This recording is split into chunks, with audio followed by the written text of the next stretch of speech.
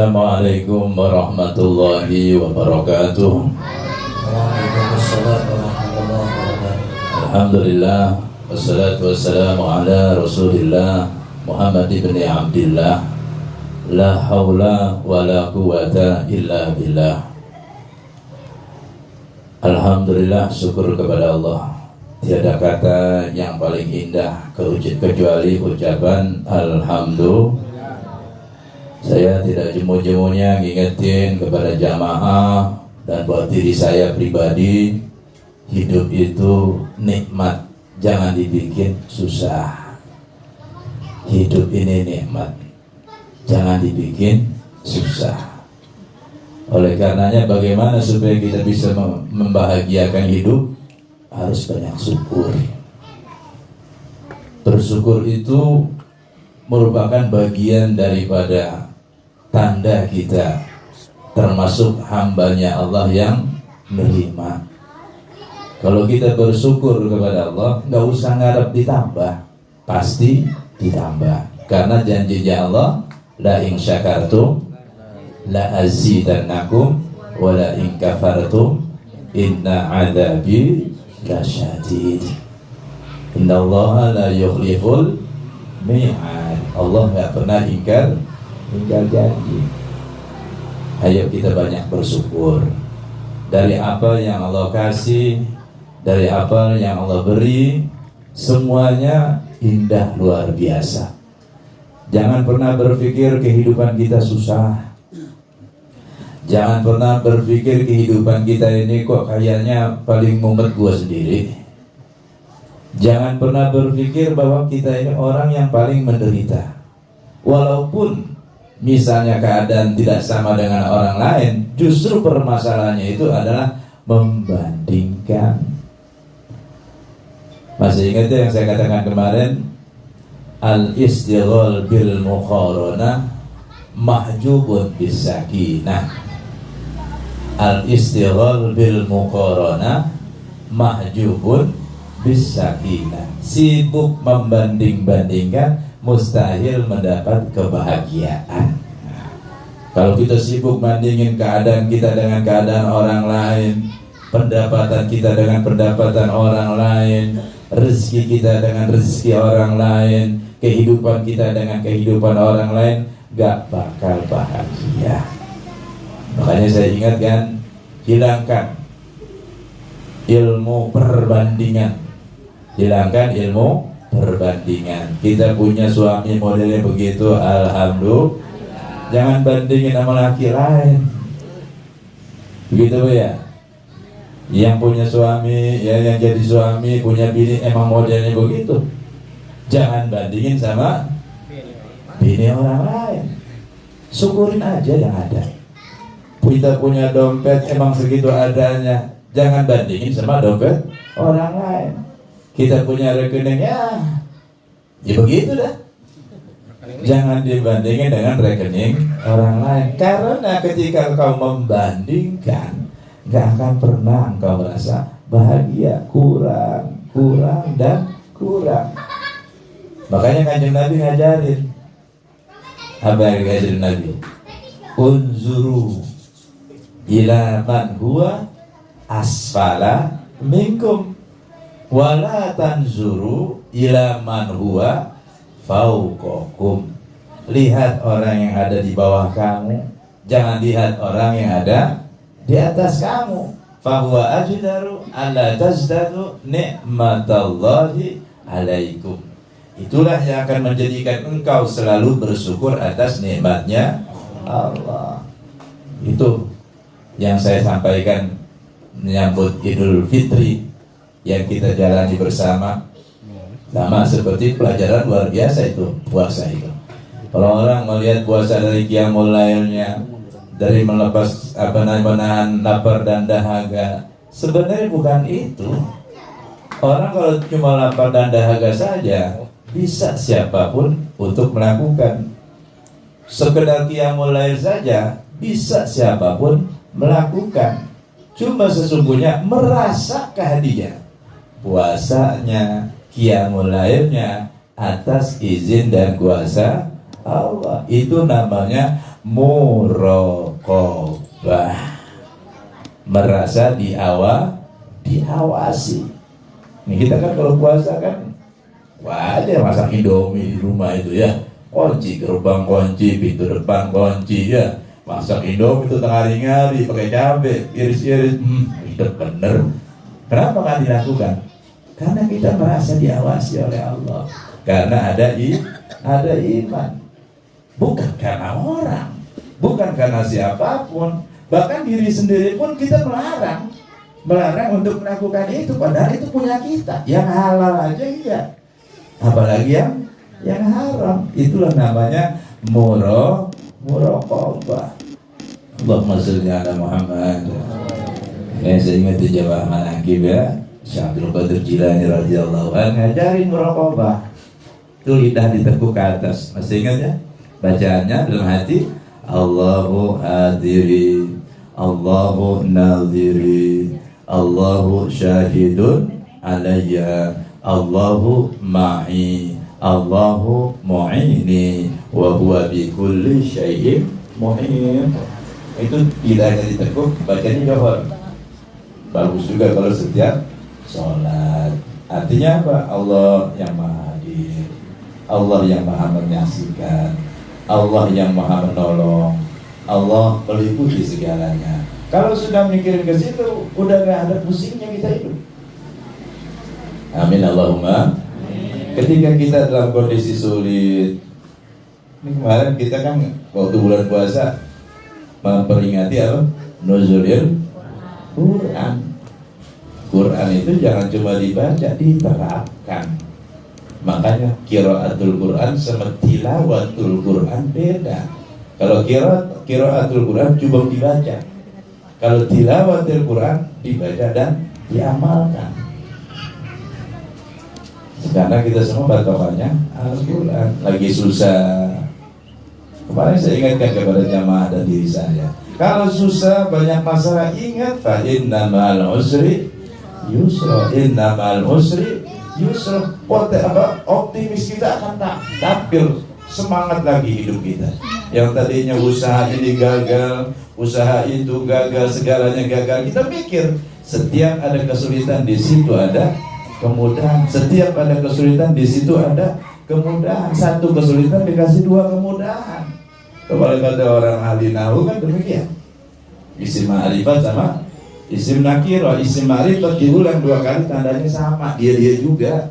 Tapi ketika isim nakirah diulang dua kali beda. Amir datang ke pendopo, Amir datang ke rumah saya, tetap namanya Amir juga satu orang. Tapi kalau misalnya Amir datang, ya ke nakirahnya apa misalnya? Ke jamaah misalnya. Amir datang ke jamaah, Amirnya satu, jamaahnya boleh jadi beda-beda. Jadi paham ya? Pokoknya ketika kita susah, ingat ayat itu. Fa inna ma'al usri yusra, inna ma'al usri yusra. Jadi semuanya optimis hidup itu. Jadi kita harus bahagia. Yang kedua, di Quran diperintahkan apa? Ud'uni astajib lakum. Nggak susah, cuma minta. Cuma kudu yakin permintaan kita pasti dijawab. Kenapa kita yakin? Yang pertama, yang nyuruh Allah. Ini kita punya teman bos, kaya. Terus kita disuruh nih beliin mobil Innova Ribbon misalnya. Kita ngukur kan, ini yang nyuruh siapa nih? Kalau yang nyuruh Kenas kan gak mungkin kayaknya. Apalagi yang nyuruh Amir, aduh, kayaknya jauh panggang daripada api nih. Yang nyuruh misalnya Prabowo Subianto atau Joko Widodo yang nyuruh, kira-kira kita yakin kayak gitu? Yakin. Nah ini yang nyuruh Allah, minta dong, ntar gua kasih lu. Kata Allah, kok kita ragu? Nah pertama kita yakin yang nyuruh Allah. Siapa Allah itu? Pemilik semesta, pengatur segala, yang berikan kebahagiaan, yang memberikan pengabulan segala permintaan, yaitu Allah. Jangan ada sedikit pun keraguan. Kapan sih dikasihnya? Jangan nanya kapan. Yang penting doa dan yakin doamu diijabah. Kenapa kita harus sedih? Kenapa kita harus merana? Kenapa kita harus kecewa? Kalau semuanya, ya, semuanya kebutuhan kita dikasih, tapi disuruh minta. Kesulitan kita disiapin kemudahan. Kenapa kita harus berkecil hati?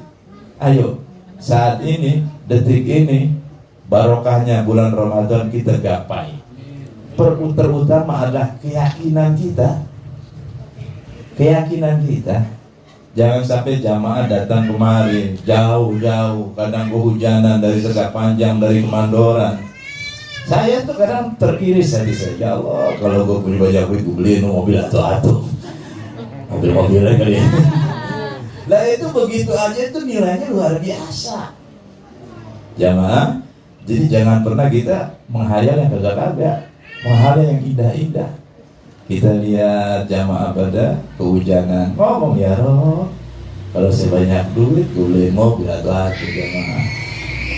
Tapi jangan juga repot parkirnya di sini. Itu udah dinilai ibadah. Dinilai ibadah.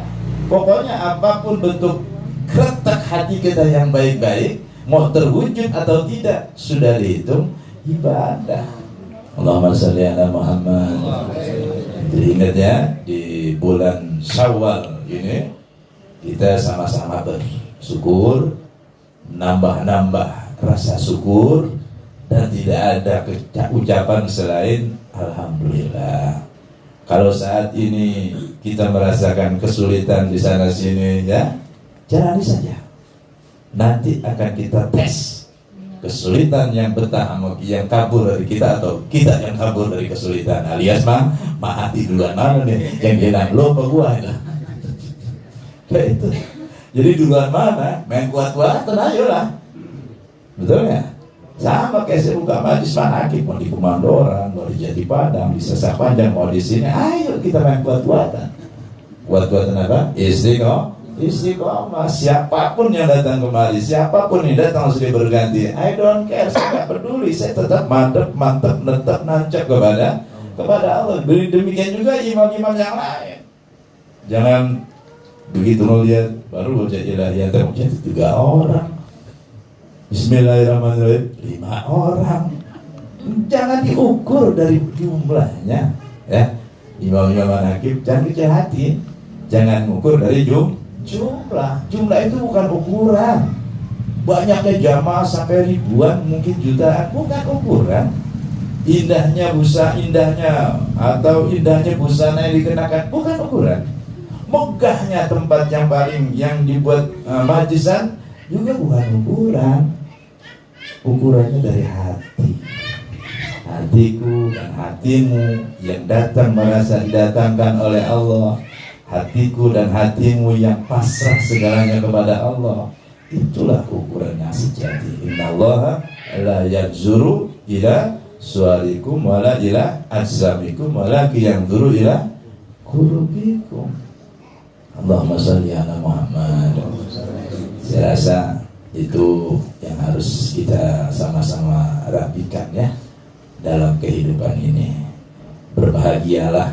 Makanya saya tuh belajar dari Abah.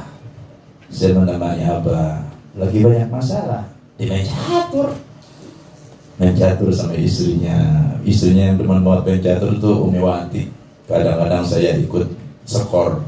Abah kan mainnya cepet, kadang-kadang kalah mulu ya. Kadang-kadang 5-0, 6-0, tapi tetap aja main buat menghibur. Belum lagi nyanyi ya. Terus kegiatan sebagaimana biasa. Jadi nggak ada yang dikeluarkan dari lisannya itu masalah, nggak ada cerita sumpah, nggak ada cerita susah. Yang ada syukur, alhamdulillah. Ayo kita contoh. Karena saya kemarin sampaikan duit, ya duit itu ternyata punya sifat dan punya keinginan buat mendatangi seseorang. Duit itu sifatnya merdeka. Merdeka. Artinya nggak mau terikat ya. Karena duit itu sifatnya merdeka, Dia mau sama orang-orang yang merdeka, yang tidak terikat. Dia mau sama orang-orang yang berbahagia, karena orang kalau terima duit girang, benar ya? Karena girang, dia datang lagi. Kemarin alhamdulillah saya dikasih barokah sama Allah, ya. Bagi-bagi duit, alhamdulillah. Sekarang berapa kemarin itu? Berapa? Cepet. Kalau ada nominal lebih gede lagi saya kasih, cuma memang paling gede di Indonesia 100.000 ya. Hampir gak dapat, gak datang sih bulan puasa. Buat apa sih maksudnya? Nyontohin bahwa barang duit itu cuma nilai tukar, gak ada nilainya kalau kamu tidak bisa menghargai uang. Dan kamu jangan berpikir dengan memberikan uang kepada orang baik dan orang buruk nilainya beda, tidak. Boleh jadi yang kita kasih sama orang buruk itu pun akan jadi manfaat gimana kita kasihnya. Ini Kiai udah kaya banget kayak abah gitu ya, kan abah kaya ya, mobilnya banyak, rumahnya megah, tanahnya hektaran. Kita bagi duit, jangan kasih abah, kayak kasih Kiai Faturi aja, jangan begitu. Atau kasih Kiai Muhammad aja. Duit mah gak ada kurangnya, siapa juga menerima. Cuma kadang ya, saya ingatkan sama jamaah, uang itu memang bukan segalanya, betul ya. Cuma segalanya butuh uang. Kita mau sholat pakai baju ya, pakai sajadah ya, pakai mukena, belinya pakai apa? Pakai duit. Kita mau haji, mau umroh, berangkatnya pakai pesawat, tiketnya pakai duit, semuanya pakai duit. Cuma duit bukan segalanya. Untuk mencapai kebahagiaan tidak kudu harus punya duit, karena banyak orang berduit gak bahagia. Betul nggak? Entah dari mana.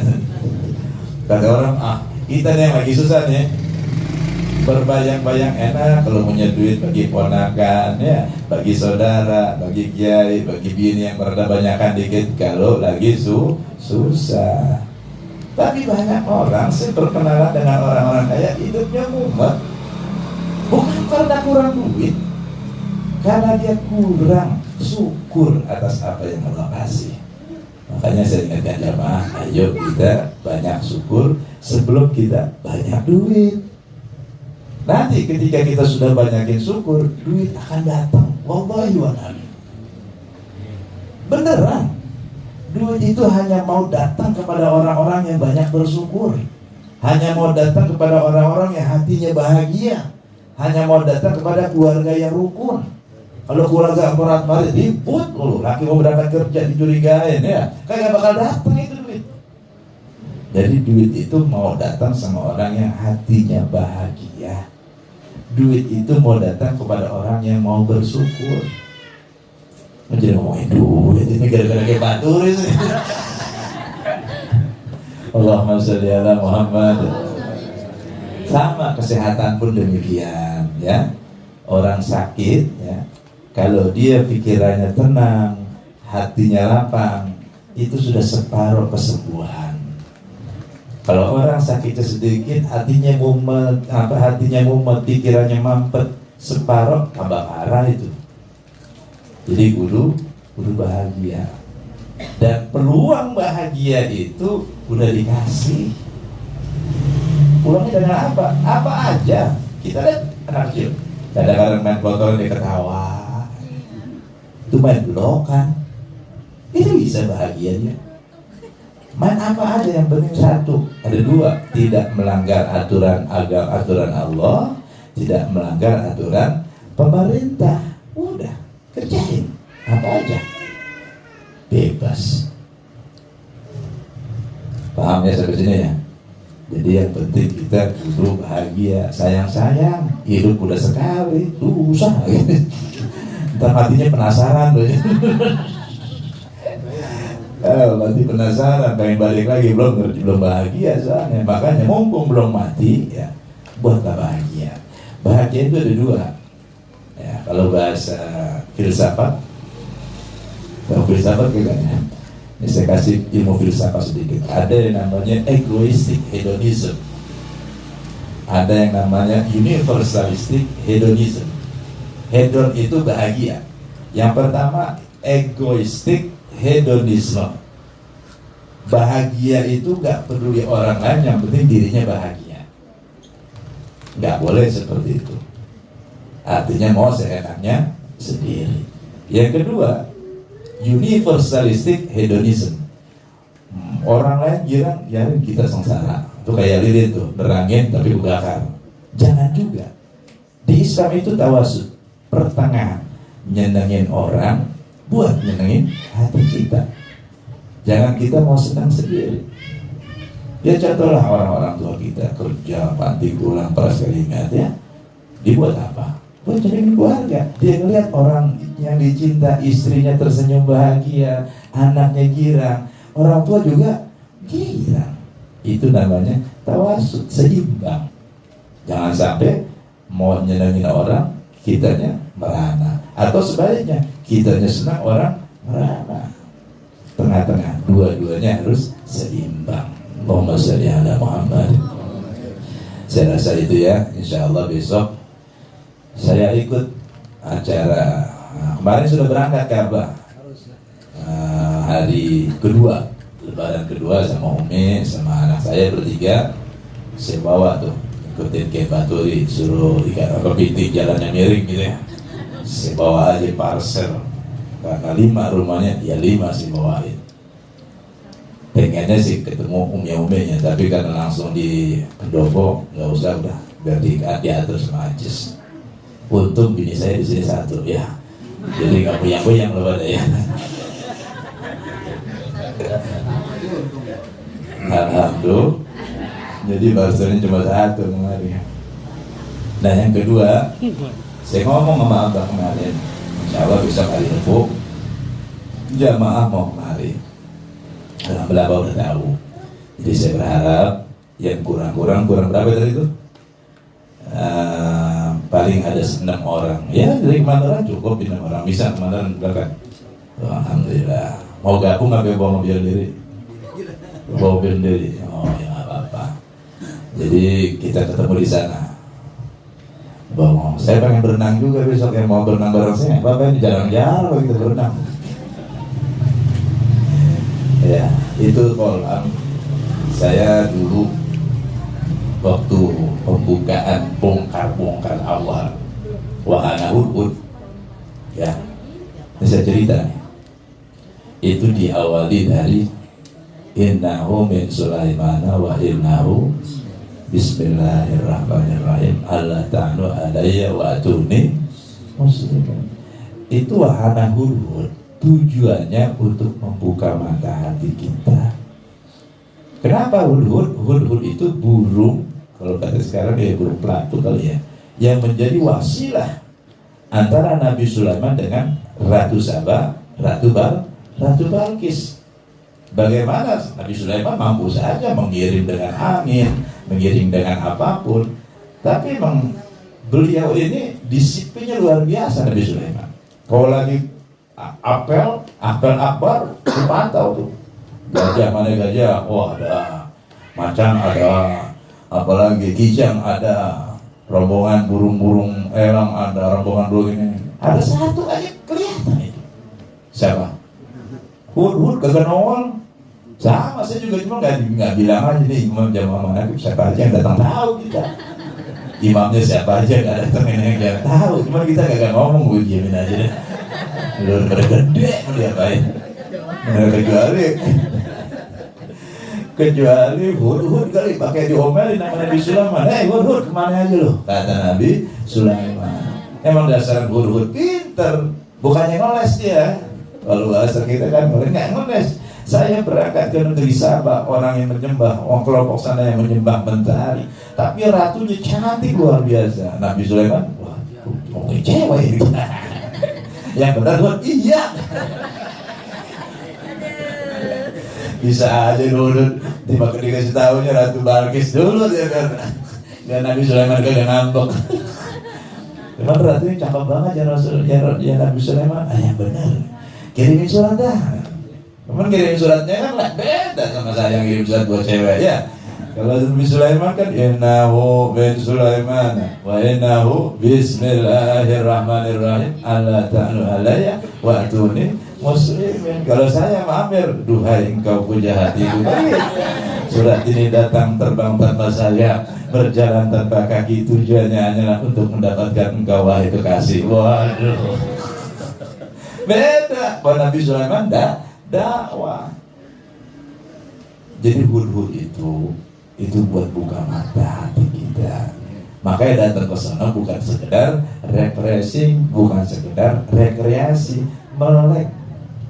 Semuanya ada di situ. Kalau mau berpikir, mudah-mudahannya saya datang ke sana. Saya tahu persis soalnya proses pembuatannya itu emang saya, Ki Bambang, punya uang 50 juta, ya sewa beko 40 juta, 10 juta dibagi-bagi. Terus abah nanya, yang mana yang jadi modal?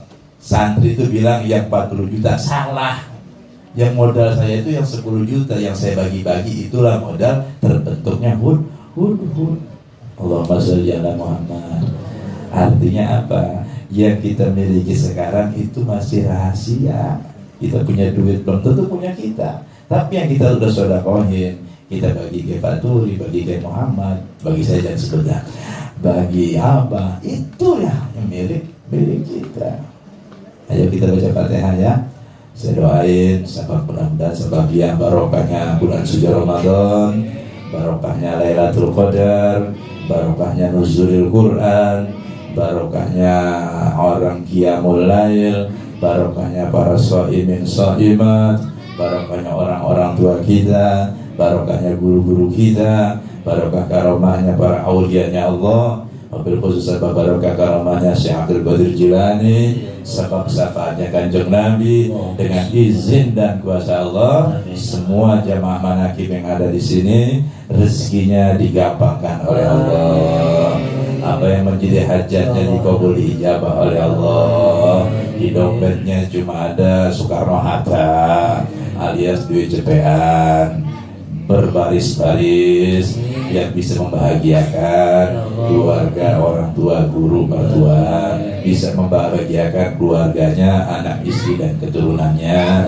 Juga yang sakit-sakit ya, ibunya Mas Agus ya, Bang Agus ya, dalam hal ini sedang sakit ya. Mudah-mudahan Allah sembuhkan segala penyakitnya, diberikan takdir yang terbaik. Juga tadi saya dapat info sudah Abu Baik ya, katanya kecelakaan. Kita doain beliau juga biar diberikan kesembuhan, tidak terjadi hal-hal yang memfatalkan. Juga buat semua yang hadir di sini, semoga sebagaimana doanya Kiai Muhammad tadi, diberikan tetap istiqomahnya bersama Allah dengan wasilah dzikir manaqib Syekh Abdul Qadir Jilani, dan barokah orang-orang tua, guru-guru kita, mertua kita semuanya masing-masing Allah limpahkan kepada kita semuanya. Al-Fatihah. Bismillahirrahmanirrahim. Alhamdulillahirabbil alamin. Arrahmanir rahim. Maliki yaumiddin. Iyyaka na'budu wa iyyaka nasta'in. Ihdinas siratal mustaqim. Shiratal ladzina an'amta 'alaihim ghairil maghdubi 'alaihim. Saya rasa demikian ya. Di Idul Fitri ini saya juga mengucapkan binal aidin al faizin al maqbulin kullu amin wa antum bi khair. Semuanya sehari-hari kita ke depannya selalu dalam keberkahan, selalu dalam kebahagiaan dan pengabulan doa dan hajat kita masing-masing. Untuk masalah memaafkan jangan khawatir ya. Saya masih 3 buntelan, maaf saya itu. Pokoknya masih banyak untuk masalah maafkan. Tidak ada salah buat orang yang bercinta, karena cinta menutup segala kesalahan. Biar kata salahnya banyak, kalau udah cinta hilang deh itu. Saya sangat cinta kepada jamaah, tidak ada yang salah siapapun yang ada di sini. Mudah-mudahan demikian juga jamaah kepada saya dan keluarga ya. Semoga kita selalu diberikan istiqomah. Saya rasa itu besok tanggal 17 saya ikut juga dengan Kiai Faturi, dengan rombongan Jati Padang, naik bis berarti ya. Dan yang mau naik kalau dari Jati Padang bawa dari Magelang bawa mobil sendiri. Itu aja Kiai Faturi ya. Terima kasih banyak, kehadirannya luar biasa. Cuman mendadak, biasanya kita bikin ketupat, masak sayur godok ya, kadang bikin sindang lamur sebenarnya, semur gitu ya. Tapi karena mendadak begini, nggak ada orang yang masakin. Maafin ya semuanya. Ihdinas siratal mustaqim. Wallahul muwaffiq ila aqwamit thoriq. Wassalamualaikum warahmatullahi wabarakatuh. Waalaikumsalam warahmatullahi wabarakatuh.